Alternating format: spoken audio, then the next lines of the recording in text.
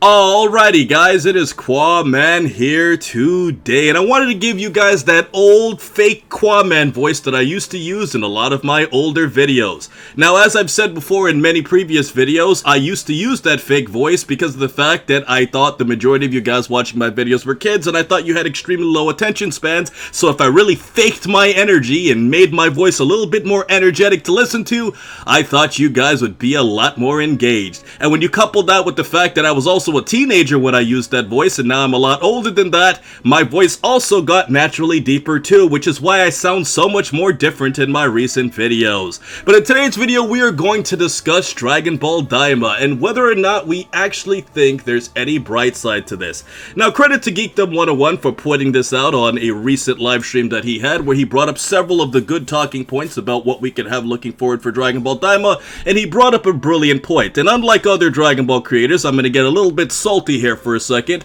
I actually give credit to whenever I get an inspiration or an idea from another creator, whereas we can't really say that for a lot of other creators who will go unnamed in this video. But I had to get the saltiness out for you guys to have a little bit of entertainment. However,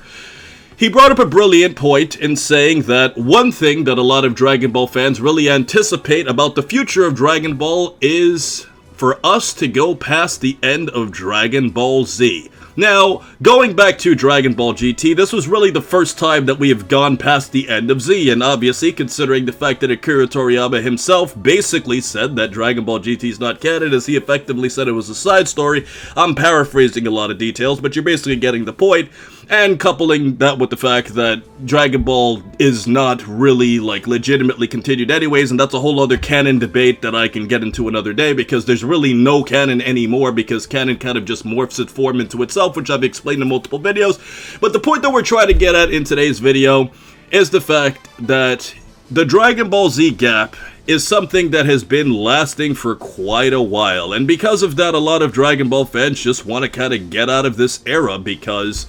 we want to see what a story would look like in the Oob era. Now, the interesting thing that we have to bring up about Oob specifically is that, for good reason, there's also a good reason as to why I could see why we haven't gone past the end of Z, because of the fact that at the end of Dragon Ball Z, Goku takes Oob to train, and when you consider the fact that Goku would be more of a trainer than an actual fighter, that kind of brings into question, well, what kind of a good story can you write? You know, it's kind of like Goku is like that guy parting the last pieces of wisdom before he essentially retires from the Dragon Ball universe, and even though GT regressed Goku into being a kid and restarted an entire new story in this direction, I do also feel that if you were to go past the end of Z and start incorporating Oob into the storyline, it's gonna kind of make it harder to understand where we're gonna go with the story, considering the fact that this would be a Goku combining with all of the stuff from Dragon Ball Super that would have Ultra Instinct, Mastered Ultra Instinct, and all of these more modern techniques and abilities, so it's kind of like, well, if Goku's already this strong, what else could there be in the universe to challenge him? Which is why keeping Goku in more of a student role and keeping him prior to the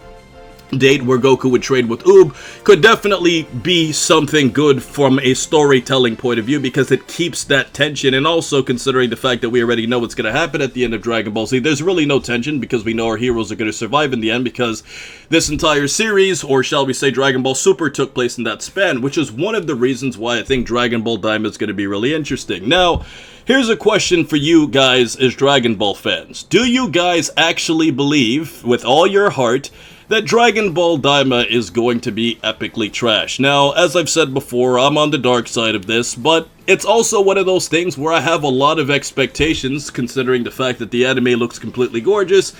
And I also feel like, from just a few snippets that we've seen, we have to admit that this is an extremely interesting idea for a story. Now, interesting doesn't mean good. I want to make that crystal clear for you guys. Interesting does not mean good. Interesting just means, well, you turn everybody into a kid and we don't know how long they're going to be kids, so where's the story going to go with this? And because of that, and because of the fact that this is such a ridiculous and bizarre idea for a Dragon Ball show, I think a lot of fans are definitely going to tune in. Now, In terms of retention, this could be a problem because you can get fans to watch, but can you get fans to stick around? And that's something that a lot of YouTubers ourselves have to figure out whenever we're creating videos. It's one thing to get people to actually click on your video, but to actually get them to watch it is something else. And in terms of Dragon Ball Daima, it can be something where fans can tune in for the first few episodes, they aren't necessarily happy with the direction, and then they completely tune off. And I can definitely understand that. But I do feel that when all is said and done, there could be a possibility that we're just completely underselling this story way too much. And there could actually be a possibility that this could actually end up being something good. Now, in terms of Dragon Ball GT and making direct comparisons between Dragon Ball Daima and Dragon Ball GT, what we also have to factor in, which will be explained more in another video, is one of Dragon Ball GT's biggest issues is the fact that it was way too reliant on Goku, even compared to other Dragon Ball stories that came out prior to that. And when you combine that with the fact that Dragon Ball GT didn't necessarily have the greatest or most unique fight sequences. Most of the fight sequences in Dragon Ball GT were rather generic in nature outside of a few of them. That's another thing that really kind of led to the downfall of Dragon Ball GT, and let's also remember the fact that Goku's co-hosts in the first arc of Dragon Ball GT were completely terrible, where Goku was effectively the muscle, Pan was effectively the damsel in distress, and Trunks was effectively the brain, because if you go back to the original Dragon Ball, Bulma kind of had two roles in one, where she was effectively the brain, but then she was also the damsel in distress,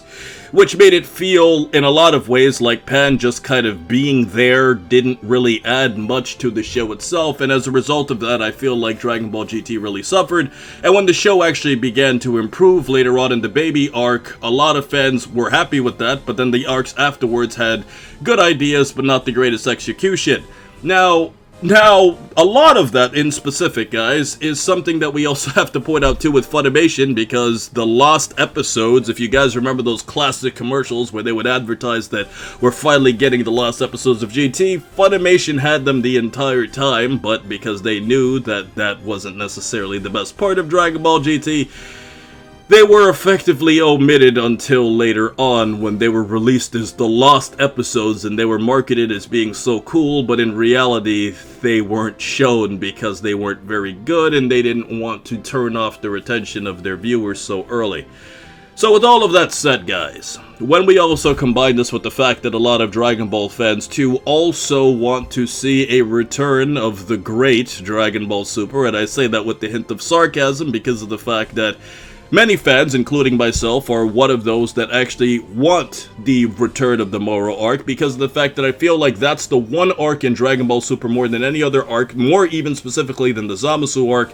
that really had a major villain that posed a legitimate threat to our heroes and really forced our heroes to do unique, interesting things in order to defeat them. Now, this isn't to say that the Moro arc is flawless by any stretch of imagination, because I will directly tell you guys that the Moro arc has its fair share of issues. However,